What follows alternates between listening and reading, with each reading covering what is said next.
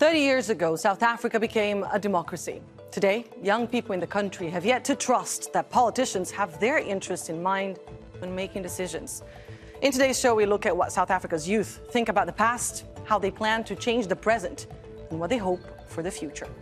I'm Anelise Borges, and this is The Stream.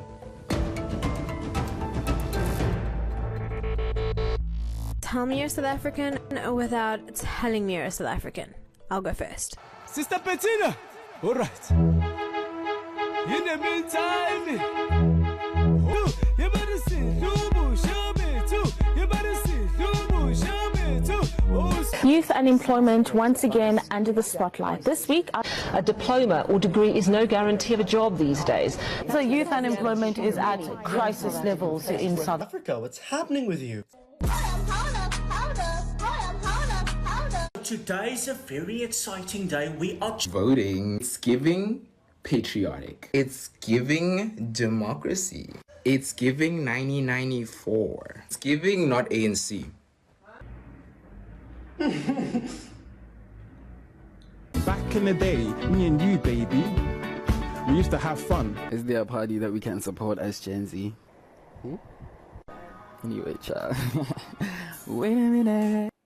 July 18 marks Mandela Day, a celebration of the life and legacy of former South African President and Nobel laureate Nelson Mandela, but also of the idea that each individual has the power to transform the world.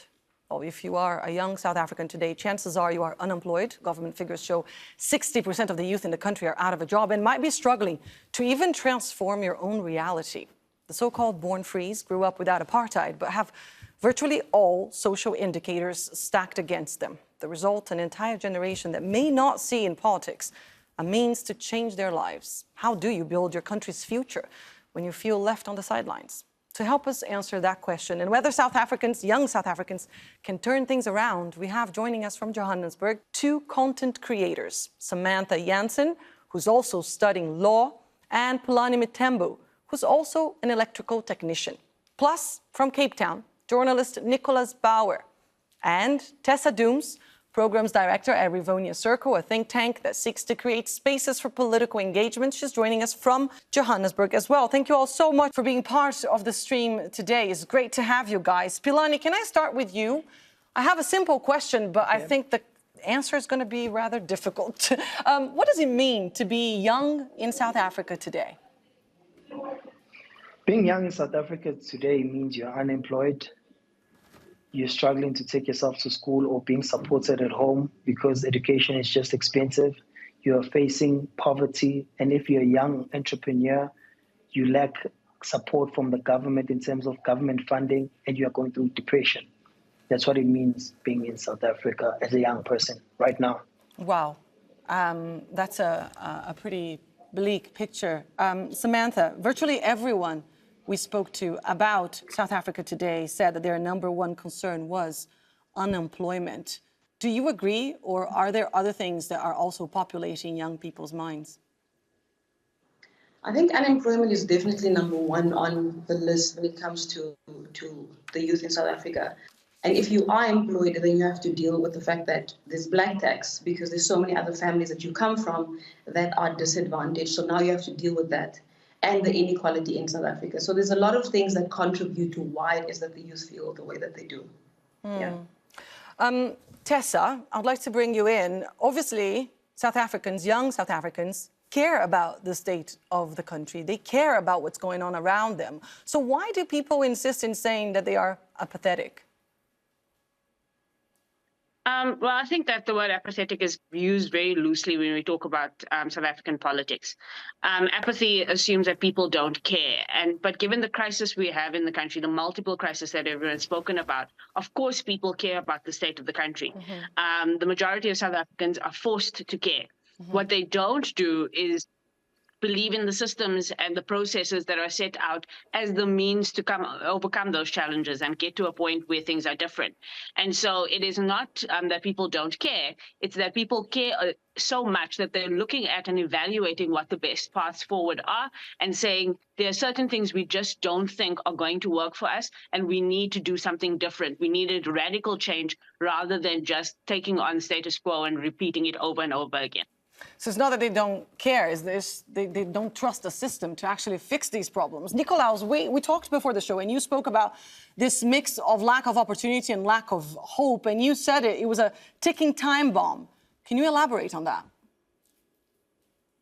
Well, you know, to just add on what Tess is saying, there's no lack of innovation, dedication and spirit and drive among South Africa's young people. And I think it's a complete misrepresentation to say that they're apathetic and disengaged. They're apathetic and disengaged in a system that is really giving them the middle continuously since the advent of democracy in 1994. We have the highest rate of sustained unemployment in the world's most unequal society. And young people, I think, have come to the conclusion that voting or taking part in the political system doesn't really get them anywhere. They've taken it upon themselves to try other means to secure their future, because there is a lot to offer from young people in South Africa. Young people are not looking for a handout. They're not looking for an easy path to prosperity. They're out there every single day trying to improve themselves, trying to improve their situation, but they are not backed up by a system that supports them. And I think it's a very sad thing, and we need to remind ourselves. It was Nelson Mandela that said, well, let's look to the future of our children to see what our society bequeaths our young people, and what young people in South Africa have to look forward to at this current point in time is not particularly promising, no matter how the rhetoric that comes out on Mandela Day or indeed Youth Day on June 16th every single year. In terms of this system and in terms of political engagement, we reached out to our stream community, many of whom are South African content creators, and they gave us some information as to why they use their platforms for political insights. Take a look. People my age don't watch the news. I'm pretty sure they might not even see my interview on Al Jazeera because they're just tapped out in general from the mainstream sort of media establishment. And so I figured, since I studied politics, I would create a platform where I'm just going to simplify political content so that they can at the very least get interested into it, dig deeper into it, and inevitably go ahead and seek change. A lot of them said they don't know about the various political parties and they don't understand the manifestos. They need people who are going to summarize, who are educated in that regard, have done their research, and so I assumed that position. You know, comedy is a huge part of South African culture. It's a huge part of who we are. Because we have a lot of struggles, we have a lot of shared pain, so it helps to be able to laugh through those struggles and through that pain. So creating political content that was not only informative but also engaging and entertaining was something I always wanted to do. I believe in using my platform to raise awareness and also to advocate for important issues, to spark conversations that can drive positive change. It's about creating a ripple effect where motivated and informed individuals can really drive significant and real change. Our goal was for young people to be able to learn about politics through learning about themselves. When you take away all the rhetoric of political messaging, you're left with being able to compare the parties and assessing what it is that you value from the policies. We wanted young people to be able to see themselves in something bigger. Philani, you're part of this resilient and creative youth. Can you tell us what made you start commenting on politics on your social media?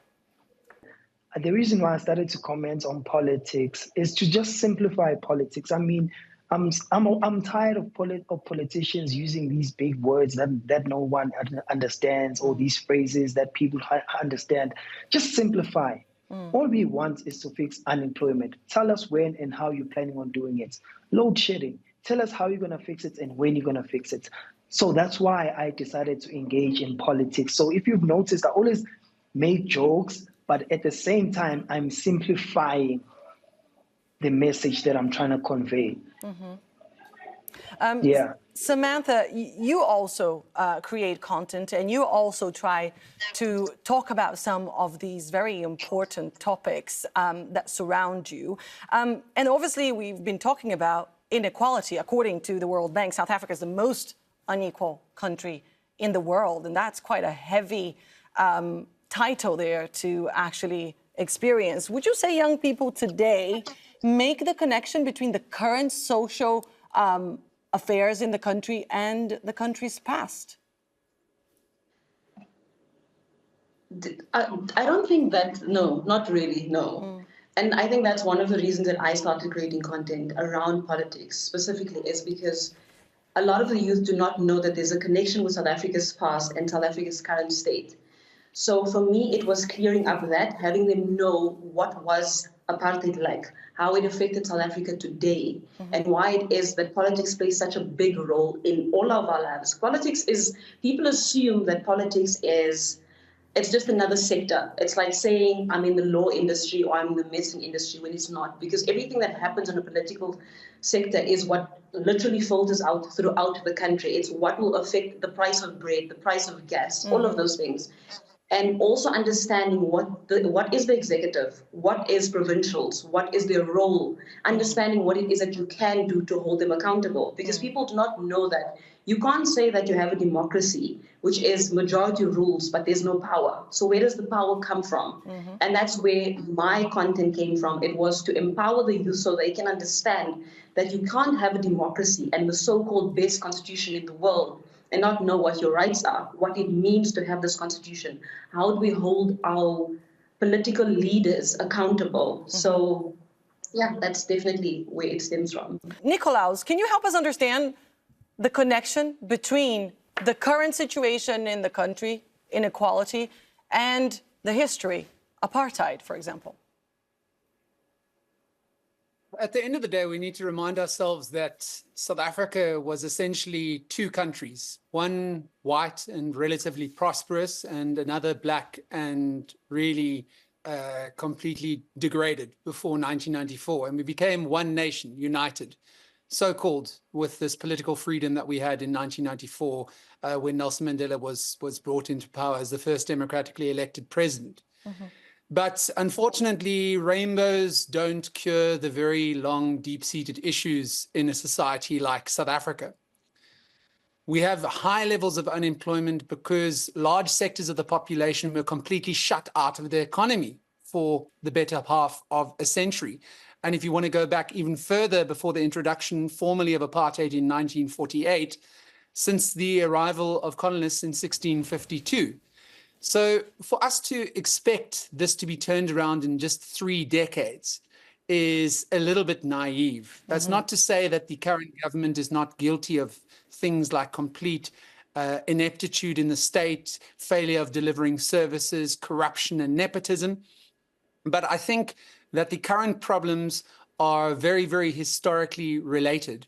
And I think that the conversations that are being had at this point in time are largely excluding young people. Now, it's not all doom and gloom. I am quite hopeful with the so-called new government of national unity that's been announced and appointed by President Cyril Ramaphosa.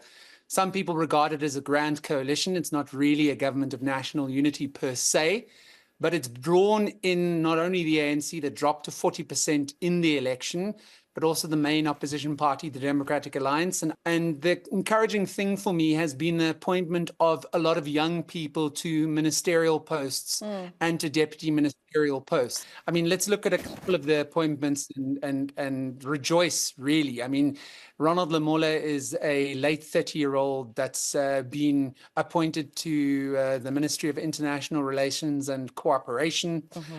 He is, of course, leading South Africa's fight against Israel in the International Criminal Court and flying the flag very high for Palestine. The Deputy Minister of Finance is a young man by the name of Asher Surapin from the Democratic Alliance. And there's also been various other appointments of young people to critical ministerial posts. And look, all I hope is that they do retain their voice and they don't become co-opted into an administration that just really gets swallowed up in bureaucracy, because every single other revolution, every single other violent uprising in history, whether or not it's Africa or elsewhere in the world, It has happened when there is young, disengaged people with nothing to do and with nothing that keeps them joined in the society with the hope of a better tomorrow. And I think we've already seen the curtain raise of what can happen in South Africa if the politicians continue to ignore the voice of the young people in places like Kenya. That's why I say the South African government needs to catch a serious wake up and realize that young people in South Africa don't want a handout, they want a hand up. Tessa, do you agree? Are there reasons here to be optimistic? Will there be space for new voices to emerge with this new coalition? Well, I think the new coalition has both opportunities, but also a lot of challenges. The coalition, number one, has been brought together by sheer convenience. And so this is a coalition of the willing and a coalition of convenience, rather than one that's based on a clear path and a clear plan. In terms of the addition of younger people, our politics is such that younger people who get involved in politics have faced that they are really brought into the system at the mercy of older politicians, at the mercy of big political structures and edifice that doesn't give a lot of space. And so they often find themselves trapped in political structures that don't give them much space to move, much space to breathe, or much space to actually represent their own views or their own vision for society. And so if young people who are coming into this as either in government or in parliament, that's meant to hold the executive to account, if they are to actually produce anything, they're going to have to build constituencies of their own. And those constituencies can be made of the masses and masses, the millions of young people that are disaffected by politics today. But it's going to take them breaking our mold of politics, the ways in which politics works. Because one of the big issues that young people across the board have with politics is that politicians are beholden to political parties and only the political parties and their bosses. And so they don't have a relationship between politicians and representatives, whether they are ministers or they're parliamentarians or even in local councils. We just don't have those kinds of relationships where our politicians take us seriously in between the vote. I mean, they barely take young people seriously when the vote needs to happen. But definitely in between the vote, we need to use this as an opportunity, number one, to play politicians up against each other. I honestly think that having more politicians in the same room means that their interests are more divided rather than united. I always chuckle at the idea that the N in the G or the U in the GNU is silent, that there's not a lot of unity amongst those people. And so we can use that to play it up against each other, to make sure that they become the watchdogs of each other and we become their watchdogs. Young people have an opportunity to get more involved in holding the state accountable, holding parliamentarians accountable.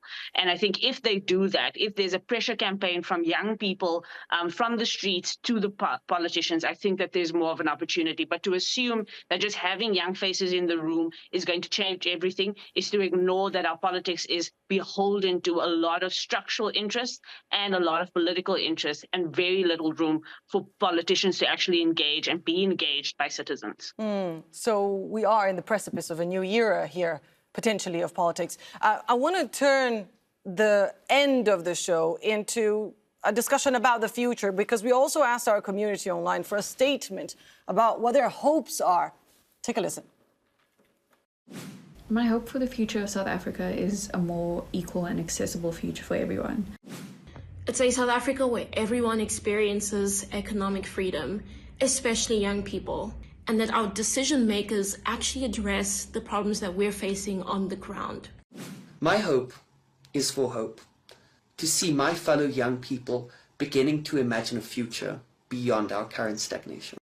A South Africa where young people are empowered to drive positive change, both for themselves and for generations to come. For people from all backgrounds, from all ethnicities, all languages to participate meaningfully in building South Africa and for it to have a better future.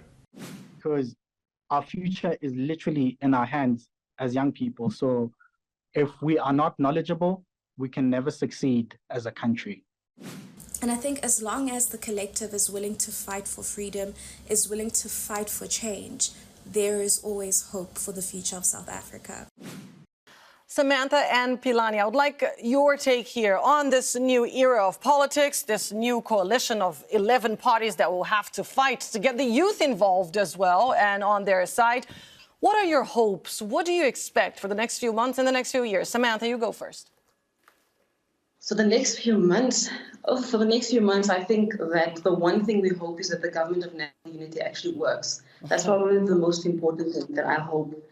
And that those that are in parliament that are younger, of the younger generation, actually gets to empower the younger generation. My hope for South Africans long term is that South Africa actually, in my generation, that we get to see equality. And by equality, I don't just mean liberation. It is equality in terms of equity. Equity distribution in South Africa is a big thing.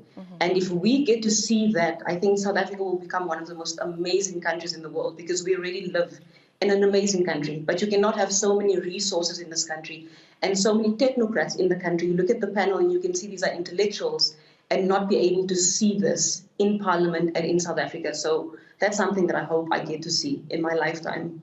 Philani, your take here. What is your expectation for the future? My expectations are politicians to stop being corrupt, politicians to care for the citizens of South Africa.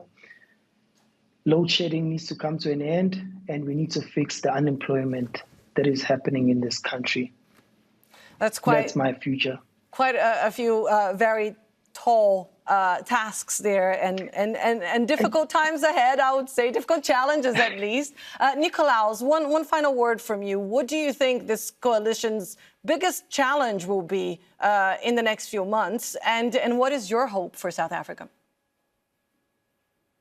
I believe that the government of national unity has a real challenge in terms of finding a common voice and a meaningful practical strategy that uplifts the life of all South Africans. We live in an extremely diverse country with a lot of competing interests, and I just hope that there's at least one or two common threads that can be found among all of the disparate parties within the government of national unity, actually find a way forward that benefits the majority of the people in the country. But I would actually encourage all South Africans that in the years to come, not only in the months to come, try and find the ways that you can make a difference in your own community. I think that we were lulled into a false sense of security in 1994, where we really had a handful of leaders that were lionized and really painted as absolute saints. I'm talking about Nelson Mandela. He was a great man, but he was only one man, and kind of lulled us into a false sense of security that every generation there's going to be an angelic figure that saves us from ourselves.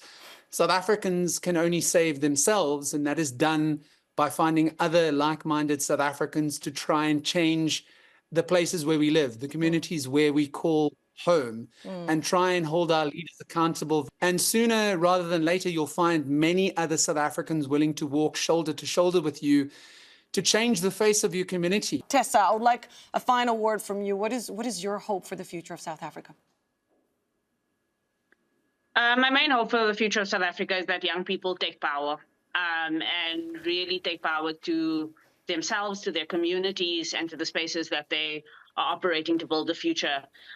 Young people are the basis for every generation and what comes next. And if democracy is going to mean anything, it means that this generation of young people need to have the space to innovate our democracy. Nothing must be sacrosanct. If institutions must be changed, they must be changed. If the way that we structure our economy must be changed, must be changed. But we must have the space, and young people must have the space to actually take back power into their own hands and reshape democracy. Because if the people shall govern, then it's not the government that shall govern. It's truly the people that must have the opportunity to make democracy what works for us rather than something that constrains us. Power to the young people, then. Thank you so much, Tessa, Nickolaus, Philani, and Samantha, for joining us here on the stream today. It's been amazing having you guide us through the reality for young people in South Africa today. I also want to thank everyone in our community that contributed to this episode. And as always, thank you for watching. Don't forget to stay in touch with us online. We love hearing your feedback and suggestions. Keep using the hashtag or the handle AJStream. Take care, and I'll see you soon.